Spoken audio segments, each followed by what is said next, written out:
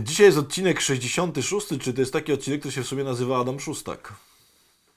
Kto wie, o co chodzi, ten wie, a jak nie wie, to niech se posłucha. Haha. Człowiek. To jest takie coś? Chyba nawet słyszałem. Adam. Dzień dobry. Witam bardzo serdecznie w kolejnym odcinku jeszcze 5 minutek. Zostawiamy na momencik świat zwierząt. Dzisiaj lądujemy w trochę innym świecie, bo w świecie użytkowej elektroniki pomocowej. W takim sensie chciałbym, żebyśmy dzisiaj zajrzeli do klawiatury. Moi drodzy, na pewno przypuszczam, że wszyscy jak to oglądacie, to pewnie macie prawdopodobnie przed sobą klawiaturę. Dlatego, że albo to oglądacie na kompie, albo to oglądacie na komórce i tam też macie jakieś klawiatury takie wyświetlane pewnie zazwyczaj, albo innych tam padach, albo na czymkolwiek innym.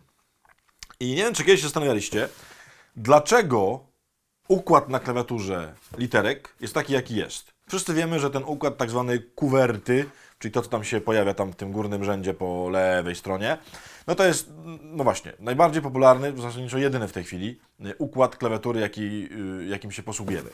Nie wiem, czy wiecie, że nie zawsze tak było. Że na początku, kiedy powstawały pierwsze maszyny do pisania, było kilka pomysłów, jak można ułożyć litery na klawiaturze. Niektóre się, że tak powiem, przez jakiś czas bardziej przyjmowały, inne się nie przyjmowały. W końcu został przyjęty ten. Jest bardzo fajna, ciekawa ciekawostka, dlaczego tak się stało. Otóż pierwszą taką komercyjną maszynę do pisania w 1874 roku wyprodukował i jakby puścił do sprzedaży taka firma Remington Sons, czyli Remington i jego chłopaki, nie? W sensie synowie.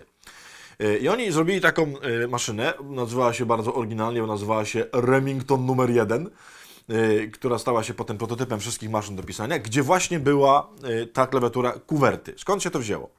Bo na początku był tam inny układ klawiatury, ale te pierwsze maszyny do pisania były bardzo zawodne. W takim sensie jedna z ich zawodności polegała na tym, że ci, którzy na nich pisali, jak wciskali jakieś klawisze, to one się nie chciały odciskiwać. W sensie taki był mechanizm, że czasem było tak, że się wcisnęło i dopiero po sekundzie, dwóch klawisz odskakiwał. I to naprawiali oczywiście przez długie czasy, ale na początku nie mogli tego naprawić.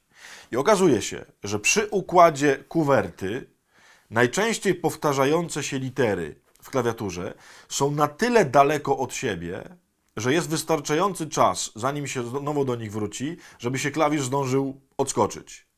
I chłop, który wymyślił ten układ, nie wymyślił go dlatego, żeby było strasznie fajnie i strasznie wygodnie, tylko wymyślił dlatego, żeby ukryć wadę tego sprzętu. W takim sensie, że gdyby te litery były za blisko, to na przykład pani, która pisze na maszynie, jakaś sekretarka albo jakiś facet tam pisarz coś tam pisze, czy jakiś inny sekretarz coś tam też robi, to wtedy by mu się, że tak powiem, niedostatecznie szybko odskakiwały te literki. I dlatego tak to rozstrzelono, żeby był wystarczający czas między jednymi a drugimi. Oczywiście, że potem ludzie nauczyli się już pisać szybciej i tak dalej i to już jakby nie miało znaczenia, bo i tak to się jakby było za mało czasu.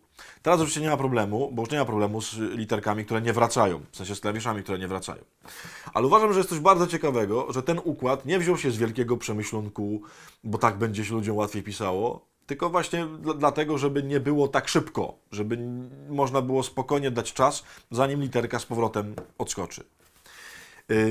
Co z tym zrobić? W takim sensie duchowo, mądrościowo, filozoficzno-życiowym. Otóż taka mi się prawda z tym kojarzy, że nam też jest potrzebna taka, jak to nazwać, taka wewnętrzna klawiatura, która będzie sprawiać, że będą przerwy. W sensie, że nie jest za szybko i nie jest za intensywnie.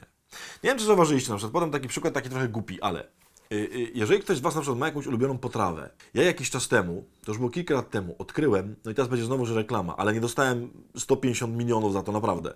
To jest taki, nie wiem, co to jest w ogóle, czy to jest jogurt, czy, bo nie, to nie jest jogurt. To jest taki kremo coś tam, bo to jest takie czekoladowo, takie dobre.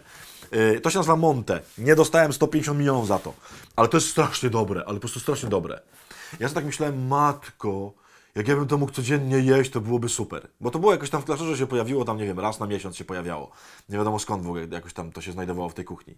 I potem jak gdzieś się wydarzyło, że gdzieś byłem, czy to było, nie wiem, gdzieś byłem na jakimś wyjeździe z braćmi chyba, bo to było już dawno. I nakupiliśmy tego po prostu na kopy. Żarłem dziennie po prostu po 8 tych Monte. I w ogóle na początku było super. Pierwszego dnia, jak żarłem 8, tam co pół godziny jadłem jedno, to sobie myślałem, ale ekstra w ogóle, po prostu, ale to jest dobre. Mógłbym to jeść w nieskończoność. Tylko że kurczę, po 3 dniach nie mogłem na to patrzeć już. To się tak byłem objedzony tym smakiem, że już nie mogłem patrzeć na to. I teraz jem sobie Montę, tak raz na miesiąc, raz na 2 tygodnie, jest super. I zawsze jak jem, to mi bardzo smakuje i sobie myślę, to jest ekstra smak. I oczywiście mam zawsze myśl, zeżrij 3, ale nie. Dlatego, że lepsze jest, kiedy są te przerwy. I moi drodzy, na tym głupim przykładzie, z tym jogurto-kremo deserem, jakby się tak działają też duchowe sprawy. Że my naprawdę potrzebujemy przerwy, żeby klawisz odskoczył. Że jak się za bardzo naćkamy czymś, i tym może być na przykład modlitwa, można w tym przesadzić, w tym może być przyjaźń, w tym może być miłość, wszystko w ogóle w tym może być. Jak za dużo naćkamy, to nam nie zdąży klawisz odskoczyć. I w sensie to nam się może wręcz znudzić, a wręcz tak zohydzić. Moi drodzy, mamy pewną pojemność i nie jesteśmy w stanie za dużo przyjąć, również dobra. Cytat na dzisiaj będzie trochę śmieszny, bo będzie o mule, w sensie mule, który ma pewną ładowność i można mu dać tylko tyle, ile ma w ładowności. Jak mu się da za dużo, to mu upadnie. Pochodźmy dzisiaj przez cały dzień z tą klawiaturą, z odskakującym guzikiem. Jak ktoś chce, to niech pochodzi z deserem Monte i niech sobie pomyśli. Jest takie coś w moim życiu, czego za dużo może jest i to jest po prostu do przesady już. I to mi się po prostu zaczyna już przejadać. I nie chodzi mi o jedzenie, tylko oczywiście o ważne sprawy. Co sprawia, że no, że właśnie, że powinienem sobie zrobić przerwę. Że potrzebuję czasu na odskoczenie klawisza. Myślę, że to jest czasem bardzo, bardzo, bardzo potrzebne.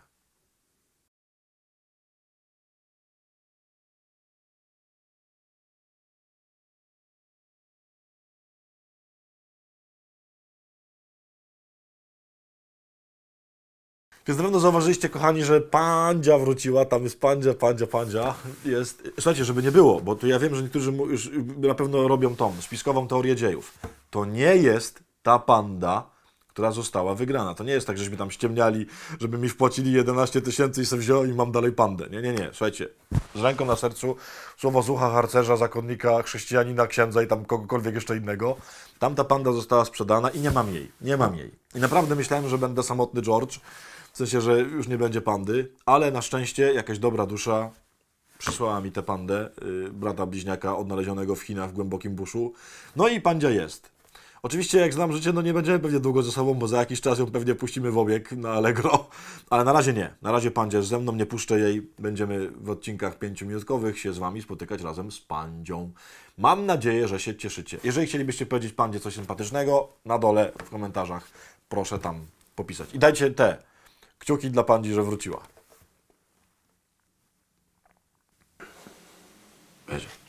Znowu są żebrolajki. To też puszczę.